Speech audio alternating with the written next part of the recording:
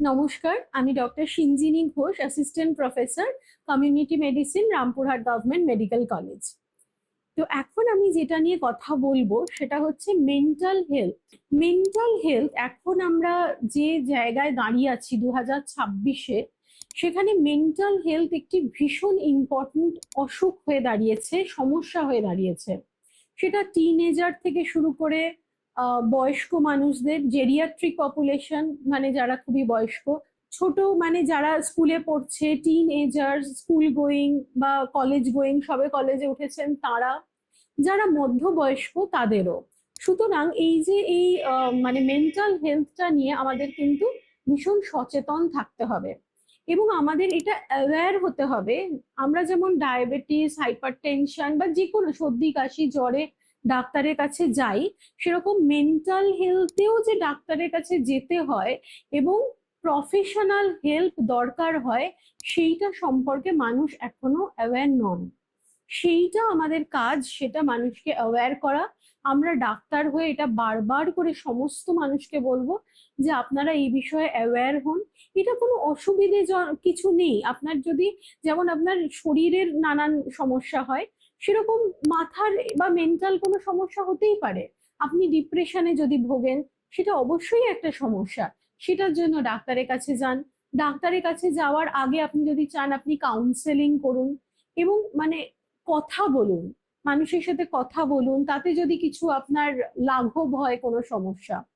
তো আমরা যেটা ভীষণভাবে দেখি যে ছোট যারা মানে ধরুন ডাক্তারি স্টুডেন্টস, আমি যেহেতু একটি ডাক্তারি কলেজে পড়াই, তো আমি যেখানে দেখি যে ডাক্তারি স্টুডেন্টসরাও ভীষণভাবে নানান ডিপ্রেশনে ভুগছেন।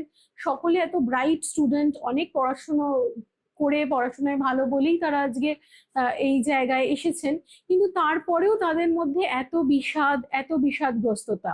তো কেন এটা হচ্ছে, সেইটা আমাদের বাড়ির মানুষেরও যেমন একটা দায়িত্ব, এবং আমরা বাড়িতে যেন এটা না বলি যে ও তো কিছু না, ও হয়, ওগুলো কিছু না, ওরকম তো হতেই পারে।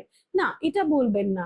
আপনারা অবশ্যই তাদেরকে নিয়ে যান, ডাক্তার দেখান, এবং ডাক্তারের আগে যদি দরকার হয় আপনি কাউন্সেলিং করুন, কিন্তু তার সুস্থতাটা কাম্য, এইটা হচ্ছে মোস্ট ইম্পর্টেন্ট। তাই মেন্টাল হেলথ নিয়ে আমাদের সময় এসেছে খুব অ্যাওয়্যার হওয়ার, ভীষণভাবে এটা সম্পর্কে সচেতন হওয়া, এবং আমরা যাতে কাউকে না এটা তো কিছু না, এটা ছেড়ে দে, এটা ছেড়ে দাও, এটা লেট গো করো, এইগুলো না করে আমরা যাতে তার একটা প্রপার ট্রিটমেন্ট, প্রপার প্রিভেনশন, সবকিছুর দিকে যাতে আমরা মন দিতে পারি। এবং প্রত্যেক মানুষের আমার যেটা মনে হয় একটা নিজস্ব হ্যাপি স্পেস, যেটা আমরা বলি এখন, সেইটা গড়ে নেওয়া উচিত। সেটা মানুষ টু মানুষ ভ্যারি করে।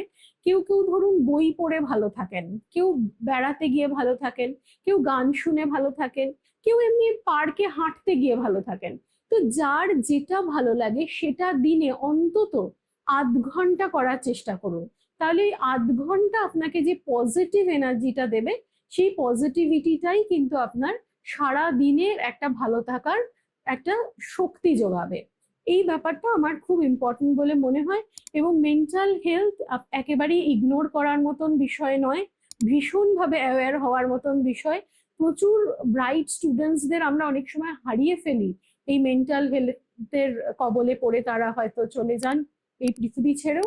সুতরাং আমাদের খুব সচেতন হতে হবে সকলকে, পুরো সোসাইটিকে, যে যাতে কোনো মানুষ কখনো কোনোভাবে, আমরা যদি কিছু হেল্প করতে পারি তাদের, সেটা যাতে আমরা করি।